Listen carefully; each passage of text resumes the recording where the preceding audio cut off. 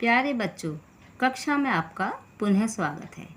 आज की कक्षा में हम आपकी पाठ्य पुस्तक भाषा माधुरी के पाठ 5 को पढ़ेंगे, जिसका शीर्षक है दो पहलवान।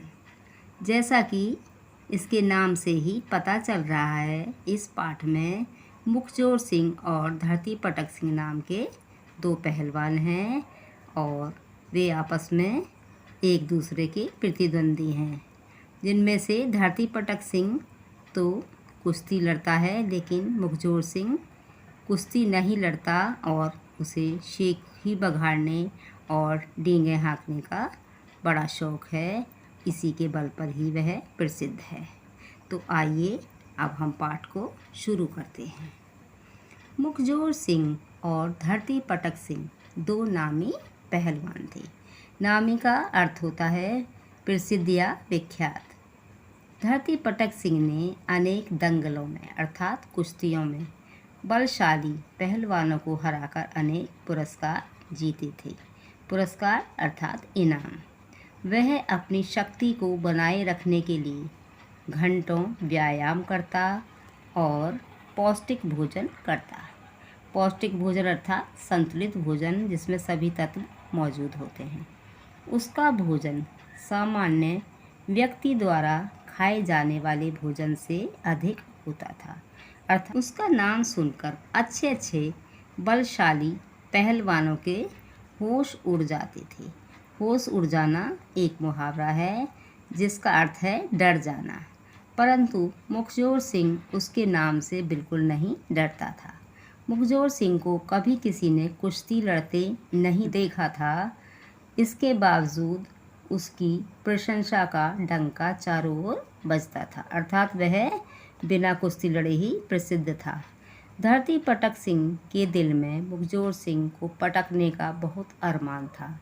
मुखजोर सिंह अक्सर कहता, धरती पटक सिंह को उसने कई बार पटका है, वह उसके नाम से ही डरता है। उसकी डींग और शेखी भरी बातें सुन सुनकर, डींग कहते हैं गप हाँकना और शेखी भरी बातें बड़ी बड़ी बातें करना। एक दिन धरती पटक सिंह कुश्ती लड़ने के लिए उसके घर की ओर चल पड़ा। धरती पटक सिंह ने रास्ते में रुककर एक ढाबे पर खाना खाया।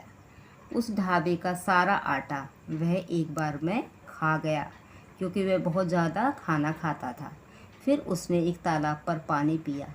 तालाब में बहुत कम पानी बचा। पेट भरने के बाद उसने डकार ली और तालाब के किनारे ही लेट गया। कुछ देर में ही उसे नींद आ गई। उस तालाब पर प्रतिदिन एक हाथी पानी पीने आता था। प्रतिदिन अर्थात रोज़ाना। उस दिन तालाब में पानी कम देखकर वह बहुत क्रोधित हुआ। वहाँ एक आदमी को सोता हुआ देखकर वह गुस्से में चिंघाड़ा। धरती पटक सिंह की आँख खुली। वह तुरंत उठा और हाथी की सूंड को बगल में दबाकर मुखजोर सिंह के घर की ओर चल पड़ा। मुखजोर सिंह के घर के सामने पहुंचकर वह जोर से चिल्लाया, मुखजोर सिंह, मेरे डर से कहाँ छिपा है? हिम्मत है तो सामने आ और मुकाबला कर, नहीं तो मेरे पांव छूकर क्षमा मांग।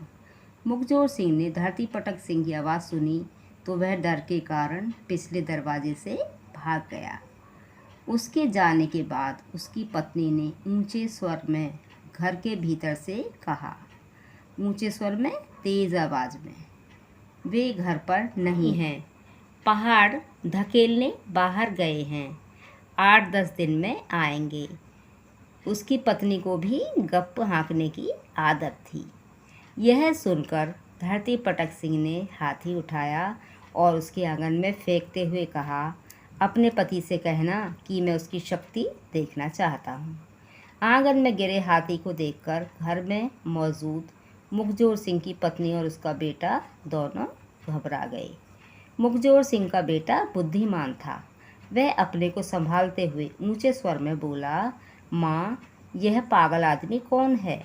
इसने हमारे आंगन में चूहा क्यों फेंका है? इस चूहे का मैं क्या करूँ? उसकी माँ ने समझदारी दिखाते हुए कहा, बेटा, घबराने की कोई बात नहीं, अपने पिता को आने दे। उनके आते ही यह पागल दुम दबाकर भाग जाएगा। यह भी एक मुहावरा है, दुम दबाकर भाग जाना अर्थात डर कर भाग जाना। इस चूहे को झाड़ू से बाहर कर दे। आंगन में झाड़ू की आवाज़ धरती पटक सिंह के कानों में पड़ी। इसके बाद फिर मुखजोर सिंह के बेटे का स्वर उभरा। स्वर अर्थात आवाज़। माँ, यह चूहा तो नाली में गिर गया।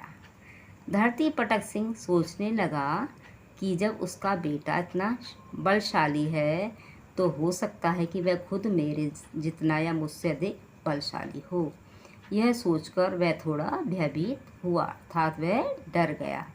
अपने भय पर नियंत्रण रखते हुए, नियंत्रण काबू रखना, उसने घर के बाहर खड़े एक खजूर के पेड़ को उखाड़कर ऊंचे स्वर में कहा, अपने पिता से कहना मुझे एक छड़ी चाहिए थी, इसलिए मैं बाहर खड़े पेड़ को ले जा रहा हूँ।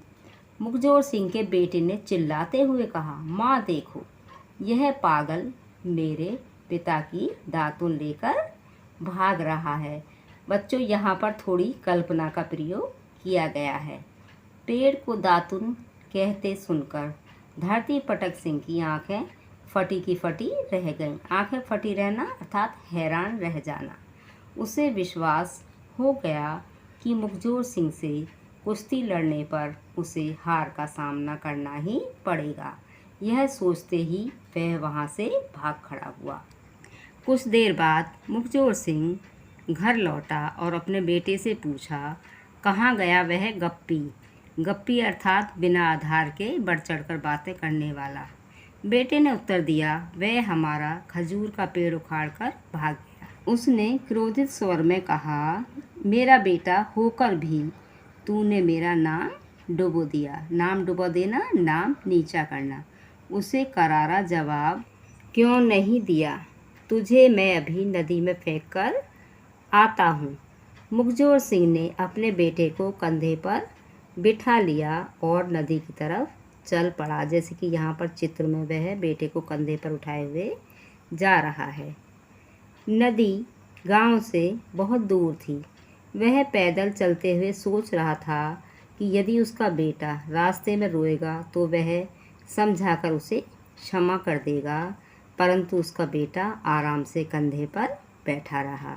मुखजोर सिंह ने उसे डराने के लिए कहा, नदी पास ही है। बेटे ने कहा, हाँ पिताजी, मुझे भी लहरें उठती हुई दिखाई दे रही हैं। अर्थात उसका बेटा बहुत बहादुर था। बेटे का कथन सुनकर उसका क्रोध शांत हुआ। उसने उसे कंधे से उतारा और पूछा, मुझे सच सच बता, तूने उस आदमी से कुछ कहा था या नहीं? बेटे ने उत्तर दिया, मैंने उसे कुछ नहीं कहा, परंतु अपनी माँ से कहा था कि एक पागल आदमी मेरे पिता की दातुन लेकर भाग रहा है। मुखजोर सिंह ने उसकी पीठ थपथपाते हुए कहा, पीठ थपथपाना अर्थात शाबाशी देना। बेटे, एक दिन तू दुनिया में अवश्य मेरा नाम रोशन करेगा, अर्थात मेरे नाम को ऊंचा करेगा। मैंने इस पाठ के कुछ शब्दों के अर्थ लिखे हैं, आप उन्हें भी देख लीजिए।